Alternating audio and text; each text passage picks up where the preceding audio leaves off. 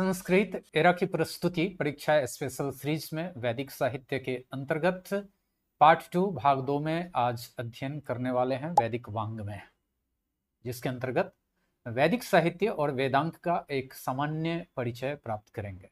वैदिक साहित्य और वेदांगों का सामान्य परिचय प्राप्त करने वाले हैं। इसके अगले पार्ट में वैदिक साहित्य और वेदांग के बारे में विस्तृत जानकारी बारी बारी से हासिल करेंगे। तो चलिए बिना विलंब के प्रारंभ करते हैं।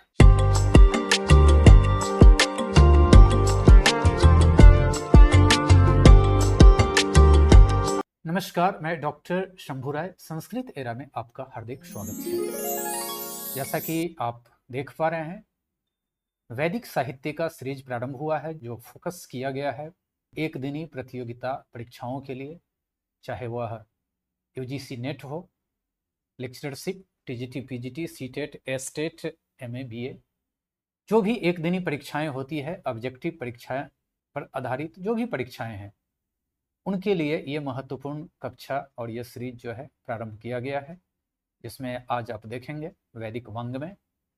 वैदिक वाङ्मय बनेगा वैदिक साहित्य और वेदांगों को मिला करके, तो इसके बारे में गहनता के साथ अध्ययन करेंगे।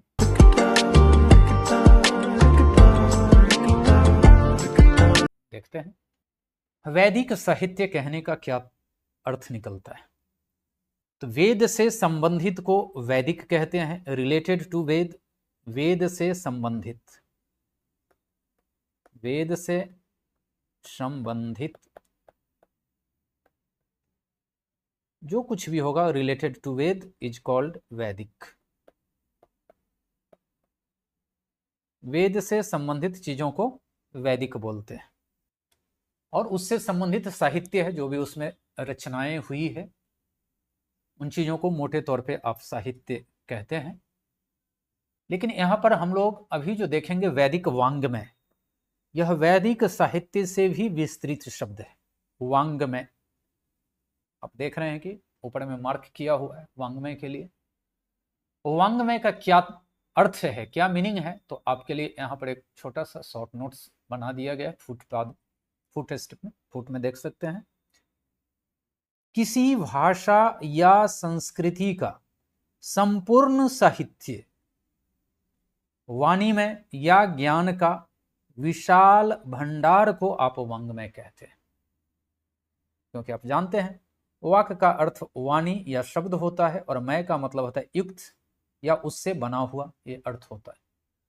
तो जब वैदिक वाङ्मय की बात कहते हैं, तो वेदों से संबंधित जितनी भी रचनाएं होंगी, या वेद को केंद्र में रख करके जितनी भी रचनाएं की जाएंगी, या जितनी भी बातें की जाएंगी, उन सभी शब्द राशि को वाङ्मय बोलते हैं। और यहाँ पर हम लोग वैदिक वाङ्मय के अंतर्गत मुख्य रूप से जो अध्ययन करेंगे वह वैदिक साहित्य और वेदांग का अध्ययन करेंगे। यह जो कक्षा है परिचयात्मक कक्षा है, जो प्रथम भी जो आया था वेद के बारे में, वैदिक साहित्य के बारे में, वह एक संक्षिप्त परिचय था। वेद क्या है, वेद के बारे में, वेद में क्या कुछ है, उन सब चीज़ों को आप देखे हैं। इसमें जो आप देखने वाले हैं वैदिक साहित्य और वेदांग को।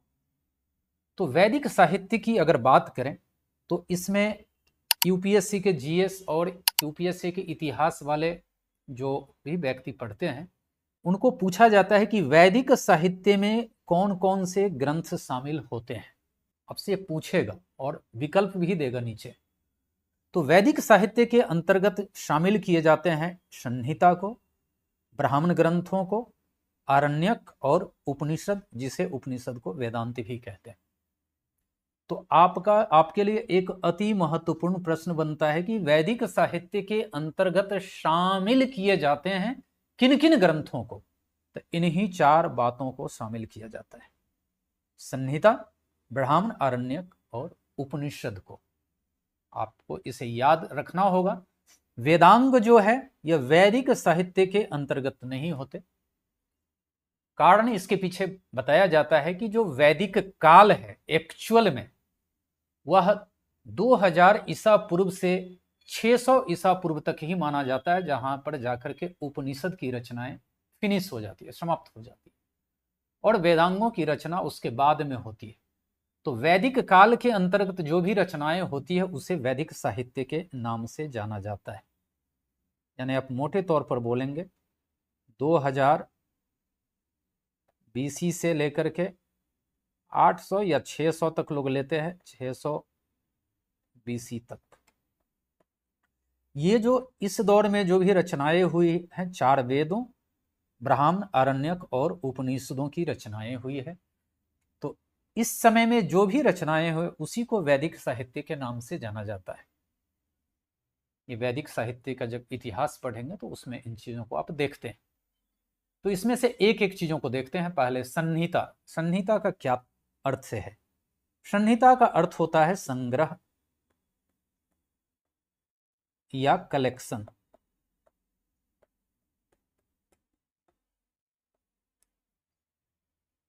तो जिसके द्वारा देवताओं की स्तुति की जाती है वह ऋक, ऋचा या मंत्र कहलाता है।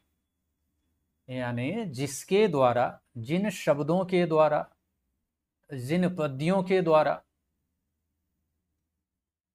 देवताओं की स्तुति की जाती है वह ऋक या ऋचा कहलाता है।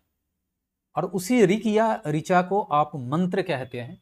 मंत्र का तात्पर्य होता है जो काफी चिंतन मनन के बाद पैदा उत्पन्न हो, वह मंत्र है। काफी मनन के बाद पैदा होता है। और मनन आप कैसे करते हैं? बहुत शांत भाव से जब पहले सोचते हैं, विचारते हैं और उसके बाद में एक निष्कर्ष तक पहुंचते हैं। तो मंत्र इसलिए है कि काफी मनन के बाद यह उत्पन्न हुआ है। इसलिए कहा जाता है ऋच्यन्ते अस्तुयन्ते देवा अनया इतिरिक। यानी ऐसी ऋचाओं या मंत्रों के समूह का नाम संहिता है। ऋचाओं या मंत्रों का जो समूह है, कलेक्शन है, उसी कलेक्शन को संहिता कहते हैं। अंग्रेजी में आप बोल सकते हैं proper collection of mantras are called Samhitas. Proper collection of mantras. ये संहिताएं ऋक, यजु, साम और अथर्व के नाम से जानी जाती है। इन्हीं संहिताओं का दूसरा नाम वेद है। संहिताओं को ही वेद के रूप में जानते हैं। आपसे पूछा जाए कि संहिता क्या है, तो यह ऋचा या मंत्रों का कलेक्शन है।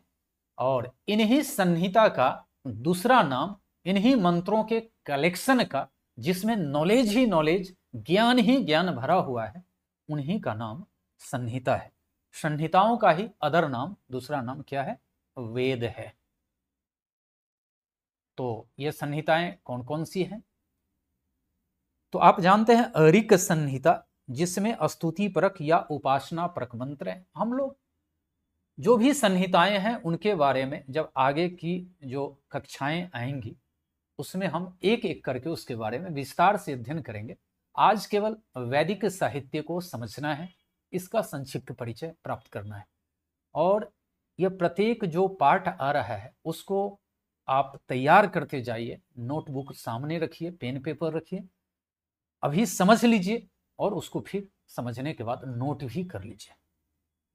तो ऋक संहिता, दूसरा है यजुस संहिता, तीसरा है साम संहिता और चौथा है अथर्व संहिता।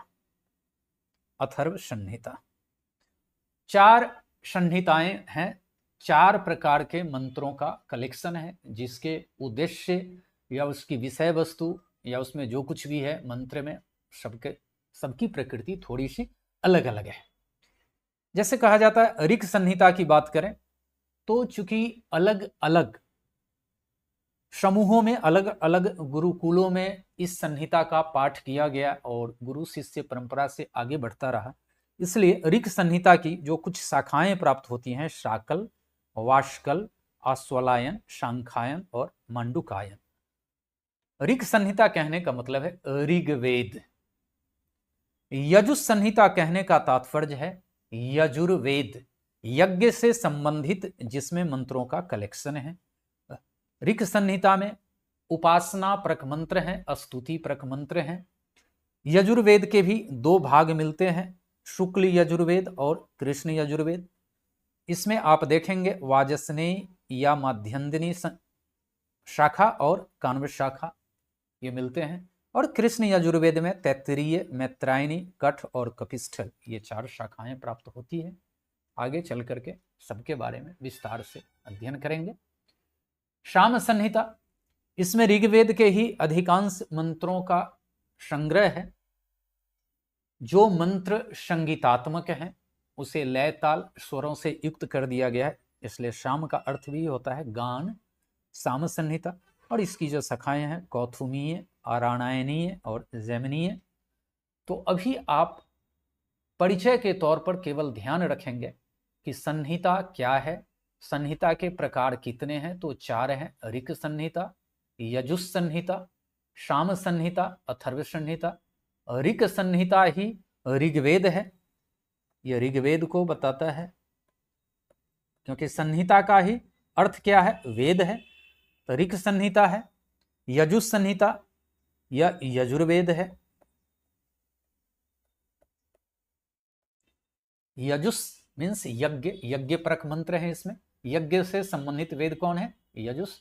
उपासना या स्तुति से संबंधित उपदेशात्मक मंत्र जिसमें है वह ऋग्वेद संहिता।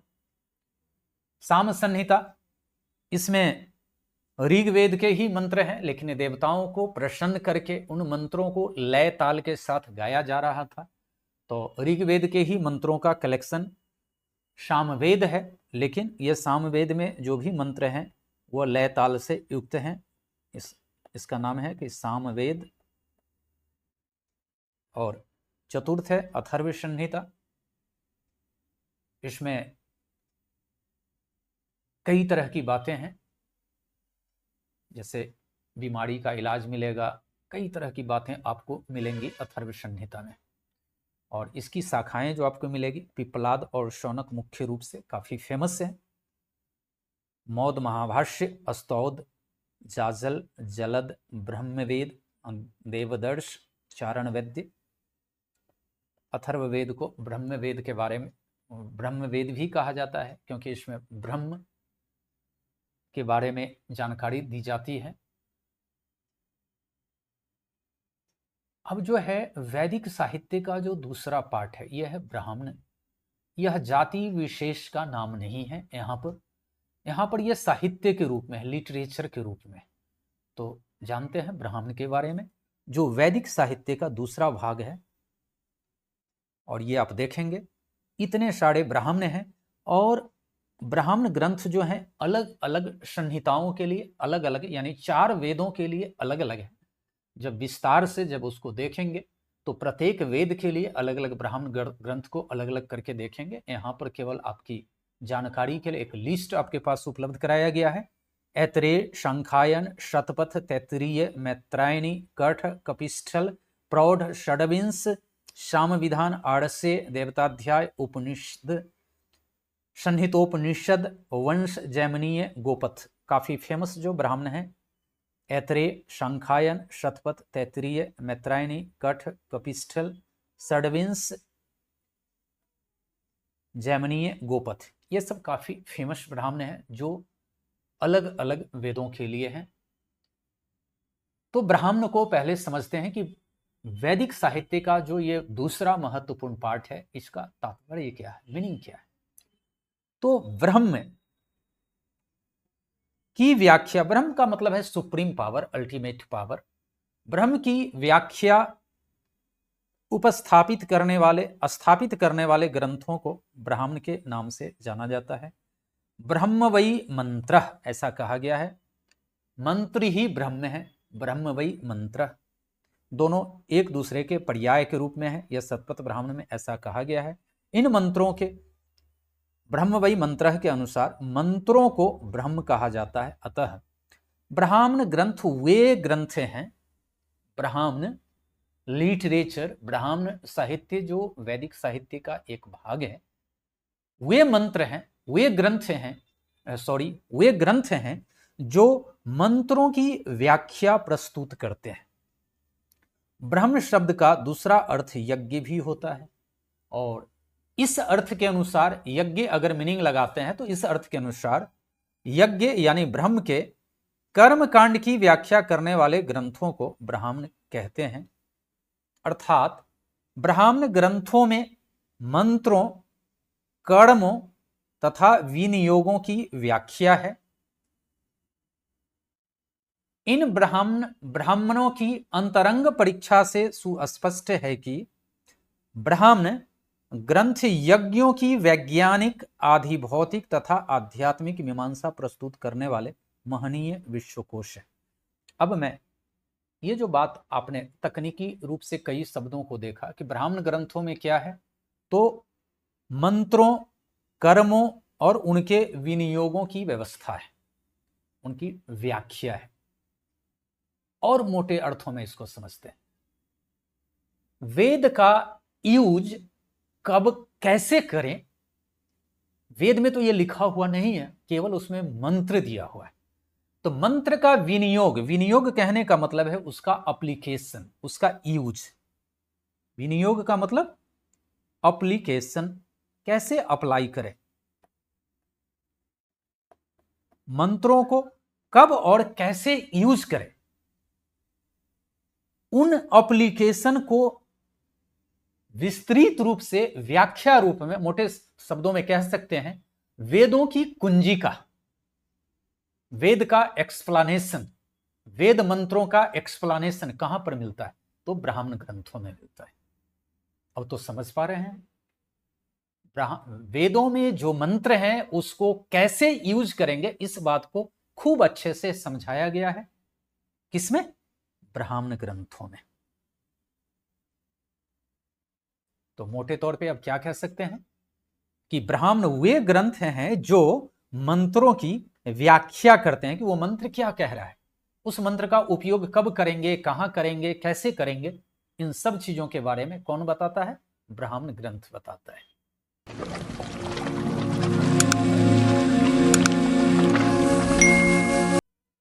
अब वैदिक साहित्य का तीसरा पार्ट है आरण्यक।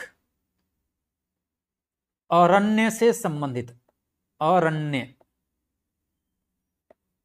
से संबंधित, और अरण्य का मतलब, अरण्य का मतलब है घना वन, वन, फॉरेस्ट। नाम भी उसी आधार पर इस साहित्य का है। कुछ आरण्यक जो है, चूंकि जिस प्रकार अलग अलग वेदों के लिए अलग अलग ब्राह्मण ग्रंथ है, उसी प्रकार आरण्यक भी अलग अलग वेदों से संबंधित मिलते हैं। जैसे ऐतरेय ब्रैकेट में दे दिया गया है ऋग्वेद से, शांखायन ऋग्वेद से, बृहद आरण्यक, बृहदारण्यक बोल सकते हैं, सब में आप आरण्यक जोड़ सकते हैं। ऐतरेय आरण्यक, शांखायन आरण्यक, बृहद आरण्यक, तैत्तिरीय आरण्यक, ये कृष्ण यजुर्वेद शाखा से, यजुर्वेद के कृष्ण शाखा से है। मैत्रायणी, यह भी यजुर्वेद के कृष्ण शाखा से है।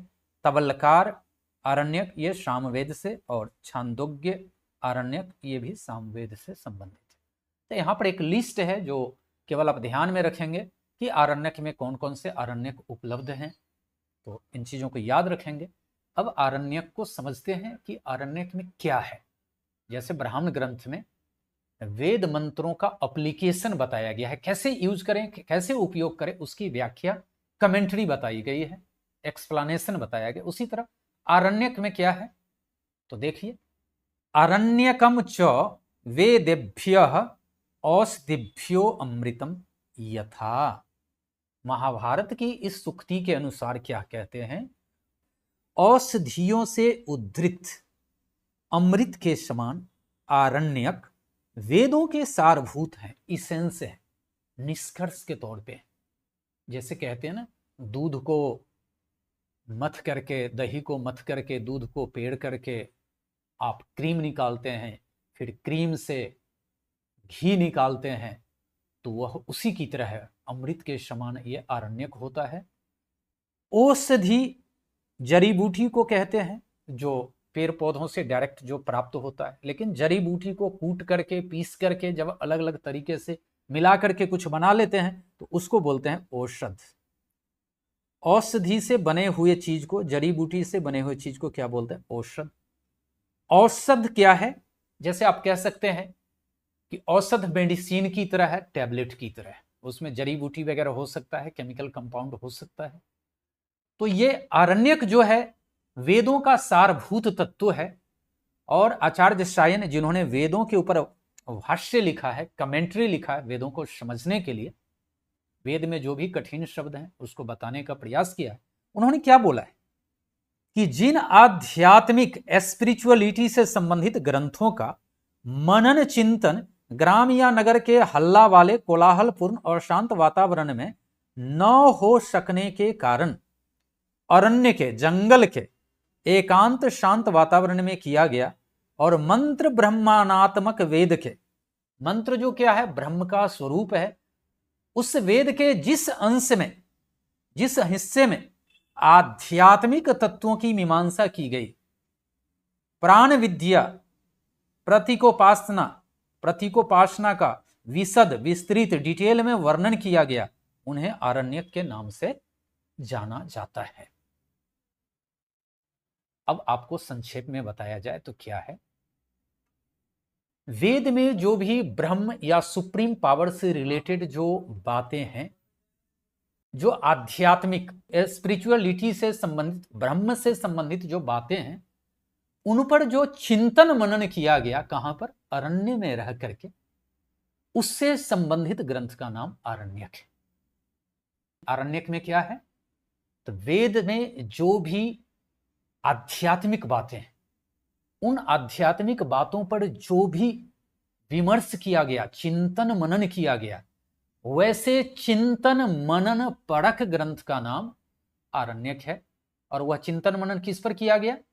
चारों वेदों से संबंधित अलग अलग किया गया, इसलिए अलग अलग वेदों के, चाहे ऋग्वेद हो, यजुर्वेद हो, सामवेद हो, अथर्ववेद हो, चारों वेदों पर अलग अलग आरण्यक भी उपलब्ध होते हैं। अब हम बात करेंगे वैदिक साहित्य का अंतिम पार्ट। जो वैदिक साहित्य के अंतर्गत जो अंतिम भाग शामिल है वह है उपनिषद, या उसे वेदांत भी कहते हैं। वेदांत का मीनिंग अगर तोड़ के बोलेंगे तो क्या होगा? वेद अजोर अंत, यानी वेद अगर बोले तो ज्ञान और अंत बोले तो एंड। क्या ज्ञान का अंत? नहीं, ऐसा मीनिंग नहीं है। उपनिषद तक जाकर के ज्ञान जो है ना अपने चरम पर पहुंच गया है, अल्टीमेट स्टेज पर पहुंच गया, अपने उच्चतम स्तर तक पहुंच गया है। तो आप कह सकते हैं कि वेद का जो अल्टीमेट नॉलेज है, अंतिम स्तर का जो नॉलेज प्राप्त होता है, वह उपनिषद में जाकर के प्राप्त होता है। इसलिए उपनिषद को वेदांत भी कहते हैं। और वेद में जितनी भी बातें हैं, रहस्यमय बातें हैं, वह उपनिषद तक जाकर के लगभग पूरी हो जाती है। इसलिए बोलते हैं कि उपनिषद जो है वेदों के ज्ञान की चरम सीमा है, इसलिए इसको वेदांत भी कह देते हैं, यानी कि ज्ञान की चरम सीमा। अल्टीमेट नॉलेज इज कॉल्ड वेदांत। और उपनिषद के मीनिंग तक जाने से पहले लोग इस पर बात भी करते हैं कि उपनिषदों की संख्या कितनी है। तो कुछ लोग बोलते हैं 108 है, 108 से ज्यादा भी बोलते हैं, लेकिन उनमें से जो प्राचीनतम और मुख्य जिसको माने जाते हैं, वो मुख्य जो है 11, 10 या 11 बोलते हैं। कुछ लोग 10 बोलते हैं, कुछ लोग 11। आपके पास जो यहाँ पर उल्लेख किया गया है 11 का, ऐतरेयोपनिषद, जो भी यहाँ डॉट डाला हुआ है उसके साथ उपनिषद आप जोड़ के बोलिए, ऐतरेयोप उपनिषद, ऐतरेयोपनिषद, कठोपनिषद, बृहदारण्यकोपनिषद, तैत्तिरीयोपनिषद, श्वेताश्वतरोपनिषद, छांदोग्योपनिषद, केनोपनिषद, प्रश्नोपनिषद, मुंडकोपनिषद, मांडुक्योपनिषद और ईशावास्योपनिषद। ये 11 मुख्य हैं। और कुछ उपनिषद जो है, जो इसके आगे शेष जो बचते हैं, वो गौण है। गौण मतलब बहुत प्रधान नहीं है, इसलिए उसे गौण कहा जा रहा है।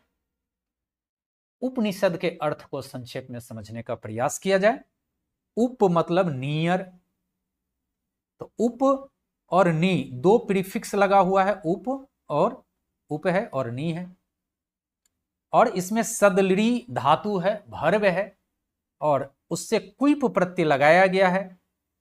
इन्हीं चीजों से ये बना हुआ है। आप अगर इसको लिखें तो कैसे लिखेंगे? उप जोर नी जोर सदलड़ी धातु आप प्लस क्विप प्रत्यय लगा के बनाएंगे इसको। इस रूप में आप इसकी व्युत्पत्ति बता सकते हैं। यहां सदलड़ी जो धातु है यह विसरण गत्य अवसादनेशु के अनुसार, ये जो सदलड़ी का यूज धातु की के धातु वाले पार्ट में जाएंगे तो ये किस सेंस में यूज होता है? तो विसरण गत्यावसादनेशु के अनुसार सदलड़ी धातु सद का प्रयोग विसरण, विसरण का मतलब होता है अविद्या का विनाश, अज्ञानता का विनाश। दूसरा अर्थ क्या होता है? गति यानी विद्या की प्राप्ति। तीसरा अर्थ होता है अवसादन यानी दुखों का शिथिलीकरण, यानी दुखों को कम कर देना, दुखों को ढीला कर देना। इन तीन अर्थों में यूज होता है ये सदलड़ी धातु, ये भर्व। इस प्रकार उपनिषद का मीनिंग क्या क्या निकल सकता है तो अब आप खुद भी बता सकते हैं। अगर विसरण अविद्या के विनाश की बात करें तो उपनिषद का मीनिंग क्या निकलेगा, मतलब अभिप्राय क्या निकलेगा? अविद्या का विनाश। अगर आपसे पूछता है उपनिषद का क्या क्या अर्थ है और नीचे विकल्प दे दे तो आप तीनों अर्थ में से जो भी मिलेगा या तीनों मिलेगा तो उसको आप पहचानिए। देखने में तो ये लिखित जैसा लगता है लेकिन ऑब्जेक्टिव में बदल जाएगा तो फिर आपको पहचानने में सुविधा होगी। दूसरा क्या है? ब्रह्म विद्या की प्राप्ति। और तीसरा अर्थ है सांसारिक दुखों का शिथिलीकरण, उसको स्थिर कर देना, रोक देना, ढीला कर देना। यद्यपि उपनिषद मुख्य रूप से ब्रह्म विद्या के ही बोधक हैं, परंतु गौण रूप से ब्रह्म विद्या प्रतिपादक ग्रंथों को भी उपनिषद कहा जाता है। ब्रह्म विद्या के बारे में जो भी बताते हैं उसको भी गौण रूप से उपनिषद कहते हैं। और आप जानते हैं कि ब्रह्म विद्या से संबंधित जो चिंतन मनन परक ग्रंथ है वो आरण्यक भी है। तो उपनिषद को मैं थोड़ा सा और आसान कर देता हूं, सरल शब्दों में आपको बताने का प्रयास करता हूं। उपनिषद में किस तरह की बातें हैं? तो वेदों में जो भी रहस्य परक बातें हैं, जो गुरु के समीप बैठ करके शिष्य प्रश्न करते हैं, किस रूप में? विद्या क्या है, अविद्या क्या है, जीव क्या है, माया क्या है, सुख क्या है, दुख क्या है, जीवन क्या है, मृत्यु क्या है, ईश्वर क्या है, परमात्मा क्या है, इस तरह की बातें जिसका आंसर आसानी से नहीं कर सकते, ये सभी रहस्यमय बातें कहलाती है जिसका उत्तर देना आसान नहीं है। किसी से पूछे ईश्वर क्या है तो बहुत सारी बातें होंगी, जीवन क्या है, मृत्यु क्या है, ये सारी बातें रहस्यमय बातें कहलाती है। तो वेदों में जो ऐसी रहस्यमय बातें हैं उन्हीं का उत्तर उपनिषदों में प्राप्त होता है। और ये उत्तर कैसे प्राप्त हुआ है? तो गुरु और शिष्य बैठे हुए हैं आमने सामने, शिष्य प्रश्न करते हैं और गुरु उनका उत्तर देते हैं, और इन्हीं का कलेक्शन जो है वो उपनिषद के रूप में प्राप्त होता है। उम्मीद करते हैं कि संक्षेप में कहें तो रहस्यमय बातों का संग्रह उपनिषद है। तो आपने अभी तक क्या देखा? वैदिक साहित्य। वैदिक साहित्य के अंतर्गत क्या है? वैदिक साहित्य में आपने क्या देखा? तो वेद कितने? 4, यानी वेद मतलब संहिता 4। उसके बाद आपने क्या देखा? ब्राह्मण ग्रंथ देखा। उसके बाद आपने क्या देखा? ये 1, 2, 3 आपने देखा आरण्यक ग्रंथ, और चौथा आपने देखा उपनिषद। उपनिषद को वेदांत भी कहते हैं। तो इस रूप में आप वैदिक साहित्य से अगर कोई प्रश्न पूछे तो पहचान लेंगे। वेद में 4, इसी के अंतर्गत वैदिक साहित्य में कितने ग्रंथ शामिल किए जाते हैं, तो 4, जिसमें चारों वेद, ब्राह्मण, आरण्यक और उपनिषद। उम्मीद करते हैं वैदिक साहित्य पर आपका कंसेप्ट क्लियर हो गया होगा। कोई कंफ्यूजन नहीं करना है कि वैदिक साहित्य में अगर वेदांग की बात करें तो आप उससे हटा करके, अगर जीएस में कोई प्रश्न पूछा जाता है तो उसको हटा करके ही आपको आंसर करना है। और वैदिक वांग्मय की बात करेंगे तो उसमें वेदांग भी शामिल होंगे और उससे रिलेटेड और भी कुछ बातें आएंगी तो शामिल किए जाएंगे। वैदिक साहित्य से बाहर में वेदांगों को रखा जाता है।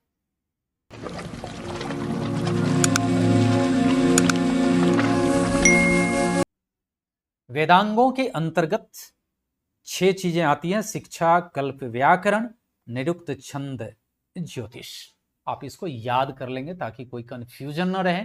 वेदांग, शिक्षा, कल्प, व्याकरण, निरुक्त, छंद, ज्योतिष। इसको कई बार बोल के प्रैक्टिस कर लीजिए, क्योंकि आपसे प्रश्न पूछा जाता है। वेदांगों में शामिल हैं शिक्षा, कल्प, व्याकरण, निरुक्त, छंद, ज्योतिष। हो सकता है उसमें वेद को भी शामिल कर दे, ब्राह्मण ग्रंथ भी लिख दे विकल्प में, तो आपको असुविधा न हो, इसलिए इसको याद रखें। शब्द में ही निहित है वेदांग, वेद जोर अंग, वेद जोर अंग। वेद तो आप समझ ही रहे हैं, अंग का मतलब ऑर्गन, हिस्सा, पार्ट। और इसकी संख्या कितनी अच्छा, इसलिए इसको किस रूप में जाना जाता है? षड वेदांग। षड यानी सट, सट मतलब 6। वेदों के अंग कितने हैं? 6 से षड वेदांगाज। काव्य शास्त्र में अंग शब्द का अर्थ क्या लगाया गया है? तो व्युत्पत्ति लब्ध अर्थ है उपकार करने वाला। अंग्यंते, अंग्य किसको कहा जाता है? जिससे ज्ञायन्ते जानते हैं, अमी भी रीति अंगानी, अर्थात जिनके द्वारा किसी पदार्थ के स्वरूप को जानने में सहायता मिलती है, उसे उस वस्तु का अंग कहते हैं। तो इसी के आधार पर आप अर्थ क्या बोलेंगे? वेदों के स्वरूप निर्धारण में जो उपयोगी शास्त्र है उन्हें वेदांग के नाम से जाना जाता है। वेदों के स्वरूप को खूब अच्छे से समझने के लिए जिन शास्त्रों की आवश्यकता होती है उसे वेदांग कहते हैं। कहने का क्या तात्पर्य, मीनिंग क्या है? वेद नॉलेज है और उसमें गूढ़ बातें कही गई है, काफी रहस्यमय बातें हैं। चिंतन मनन के बाद वेदों का दर्शन हुआ, वेद को देखा गया, ज्ञान, उस ज्ञान को देखा गया, उस ज्ञान को अनुभूत किया गया, फील किया गया, महसूस किया गया। तो काफी चिंतन मनन के बाद जब मंत्र आता है तो क्या सामान्य व्यक्ति आसानी से वहां तक पहुंचेगा? जब तक उस लेवल का, उस स्तर का चिंतन मनन नहीं करेगा, तब तक उस मंत्र को, उस लेवल तक मनन नहीं करेगा, तब तक उस वेद के अर्थ को समझ नहीं पाएगा। तो इसका क्या अर्थ निकलता है कि सामान्य व्यक्ति वेद के अर्थ को नहीं समझ पाएगा। तो एक सामान्य व्यक्ति भी वेद को समझ पाए, क्योंकि वेदों को समझने के लिए आवश्यकता होती है उच्चारण का। उसमें बहुत सारी ऐसी बातें हैं जो नियम से संबंधित है, रूल्स है।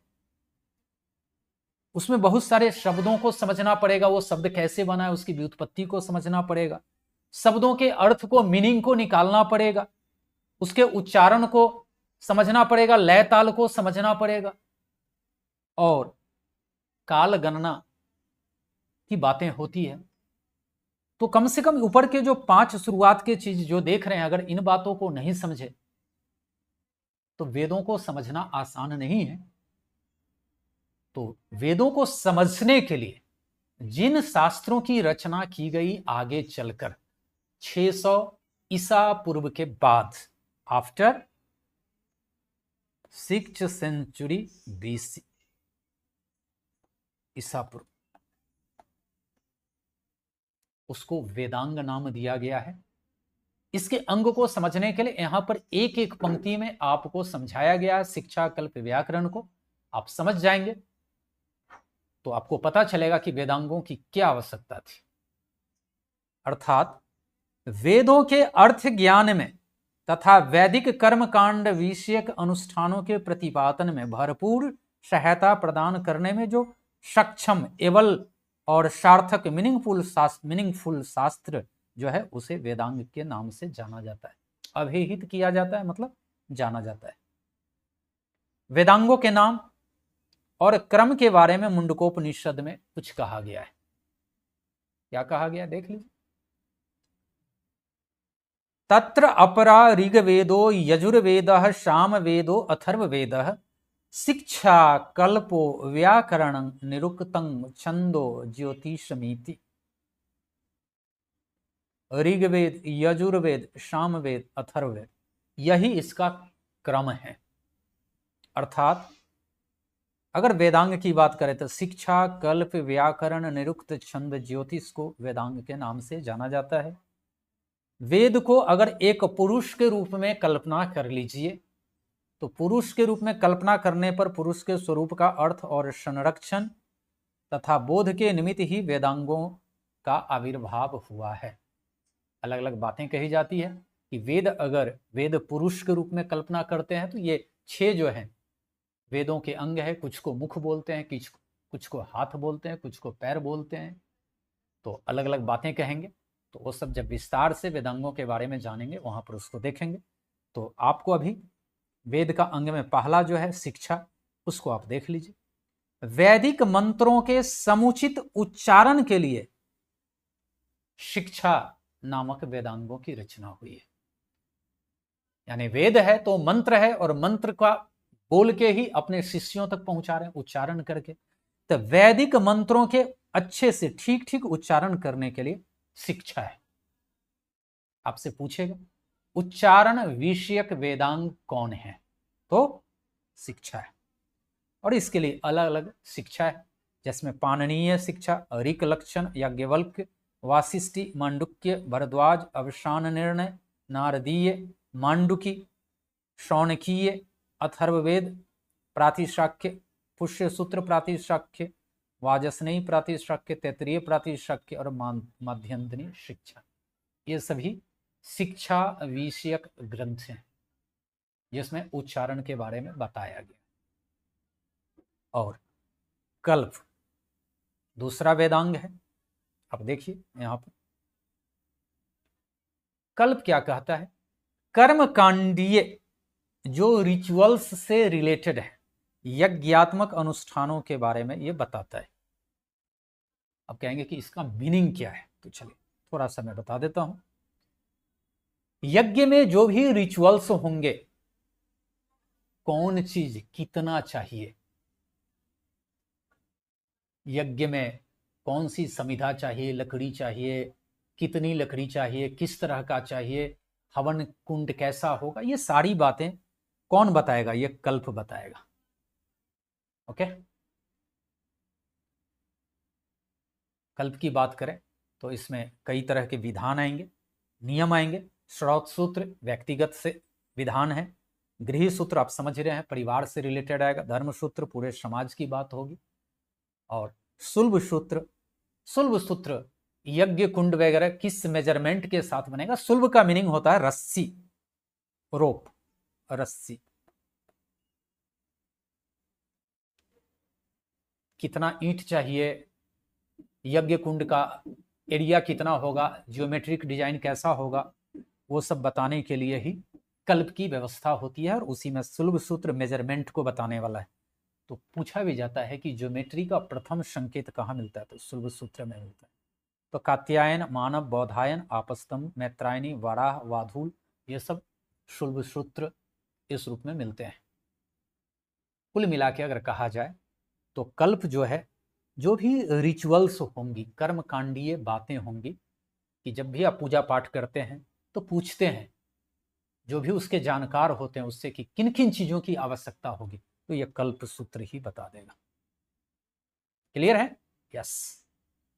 व्याकरण आप पहले से ही सुनते आ रहे हैं, जिसमें इंद्र, चंद्र, कास्कृत्स्न, आपिसली, फाननी, अमर, जैनेन्द्र, ये सब जाने माने वैयाकरण है जिन्होंने व्याकरण ग्रंथ लिखा है। और व्याकरण का यूज क्या है, तो शब्दों के रूप ज्ञान तथा सम्यक यूज, सम्यक प्रयोग के लिए व्याकरण की आवश्यकता होती है।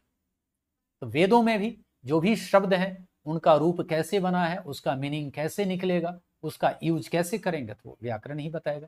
इसलिए व्याकरण की आवश्यकता होगी वेदों को समझने के लिए। निरुक्त, निरुक्तम यास के द्वारा रचित ग्रंथ है निरुक्त। और निरुक्त का यूज क्या होता है, तो अर्थबोध हेतु शब्दों के निर्वचन, यानी शब्द को तोड़ तोड़ के मीनिंग बताने को क्या बोलते हैं, निर्वचन कहते हैं। और जब शब्द को तोड़ तोड़ के अगर आप उसके अर्थ तक पहुंच जाएंगे तो आपको पता चल जाएगा कि किस मंत्र में जो भी शब्द यूज हुए हैं उस शब्द का अर्थ क्या होगा। तो उसके लिए कौन सा ग्रंथ है, कौन सा वेदांग है, तो निरुक्त है। यानी शब्दों का निर्वचन करता है। निर्वचन का मतलब शब्द को तोड़ तोड़ करके उसके मीनिंग बता देता है।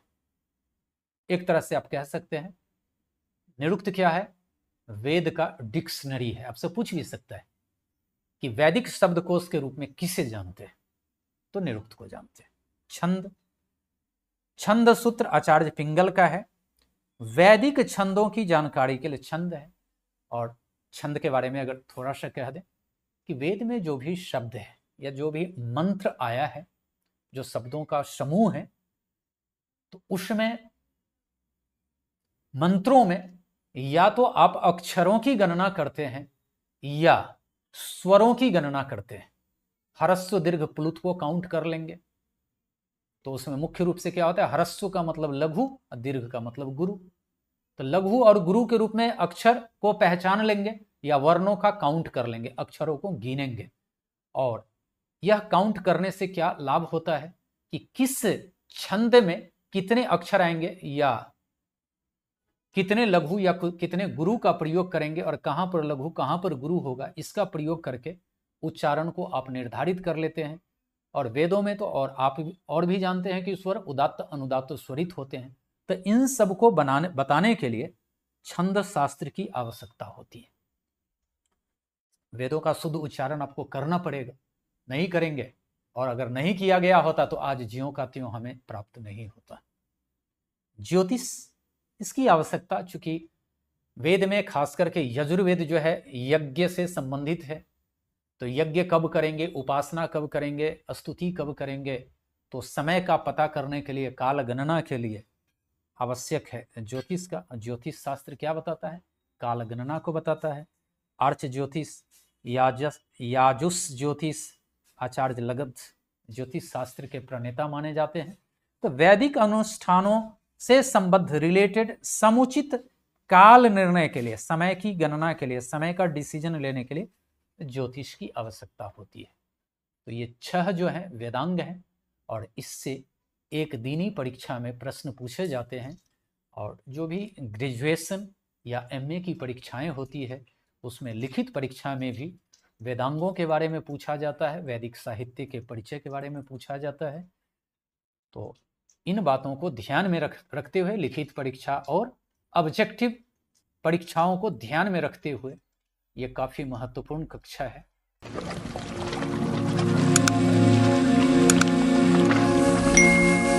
तो इसको अगर आप ध्यान से देखें, सुने, बार बार देखने से आप इस पर नियंत्रण कर सकते हैं। और चूंकि यह परीक्षा से संबंधित सीरीज चल रहा है तो जितना भी कुछ बताया जा रहा है बारी बारी से आप इस पर नियंत्रण करते जाइए, क्योंकि लगातार वीडियो जाता जाएगा और आप छोड़ते जाएंगे तो फिर आपके लिए ये बहुत ज़्यादा भारी होने लगेगा, क्योंकि जमा हो जाएगा। तो जमा मत होने दीजिए, इसको आप ऐसा करिए कि जैसे वीडियो आवे उसको देख लीजिए, नोट्स बना लीजिए और उस पर प्रैक्टिस करिए। अगर कोई दिक्कत होता है तो आप कमेंट में लिख सकते हैं। ओके, तो उम्मीद करते हैं कि वैदिक साहित्य का एक संक्षिप्त परिचय आपके मन मस्तिष्क में बैठ गया होगा। वेद 4 वेद को कहते हैं। ब्राह्मण वेदों की व्याख्या है उसके मंत्रों को समझने के लिए। आरण्यक वेदों में जो भी मंत्र है ब्रह्म से, सुप्रीम पावर से रिलेटेड, उस पर चिंतन मनन किया गया है जंगल में जाकर के। तो रहस्यमय बातें और काफी गूढ़ बातों पर जो गहन चिंतन मनन किया गया है या वेदों का इसेंस या सार के रूप में आरण्यक है। उपनिषद वेद मंत्रों में जो भी रहस्यात्मक बातें हैं उन पर काफी कुछ गुरु शिष्य के बीच बातचीत करके उसका हल ढूंढा गया और उसी का नाम क्या है? उपनिषद है। उपनिषद को ही वेदांत कहते हैं। और वेदों को समझने के लिए 6 वेदांग है और 6 जो वेदांग है उस वेदांग को आप याद रखेंगे। शिक्षा, कल्प, निरुक्त, ज्योतिष, छंद, ज्योतिष इत्यादि, इन चीजों को आप याद रख सकते हैं। तो अभी तक हमारे साथ रहे इसके लिए बहुत बहुत धन्यवाद। अगर ये वीडियो आपको अच्छा लगता है तो अपने नियर एंड डियर को निश्चित रूप से शेयर कीजिए। हम चाहेंगे कि संस्कृत की समृद्धि के लिए शेयर किया जाना आवश्यक है। अपने तक अपने ज्ञान को सीमित मत रखिए। उम्मीद करते हैं आप इसे शेयर करेंगे। पसंद आता है तो लाइक कर दीजिए और जो भी नए व्यक्ति हैं चैनल को सब्सक्राइब कर लीजिए, क्योंकि आपको लगातार वीडियोज मिलने वाला है। क्योंकि ये क्या है? The way to wisdom. ये संस्कृत एरा हमें ज्ञान ही प्राप्त नहीं कराएगा, बल्कि उस ज्ञान का यूज करना भी हमें सिखाने वाला है। अभी आप केवल देख रहे हैं, सीख रहे हैं। आगे चल करके काफी गंभीर डिस्कशन होने वाला है, जिससे जो कुछ भी आप सीख रहे हैं उस पर हम लोग आपस में काफी कुछ बात करने वाले हैं। तो चलिए, पुनः बहुत बहुत धन्यवाद। Thank you so much. फिर मिलते हैं नेक्स्ट वीडियो के साथ।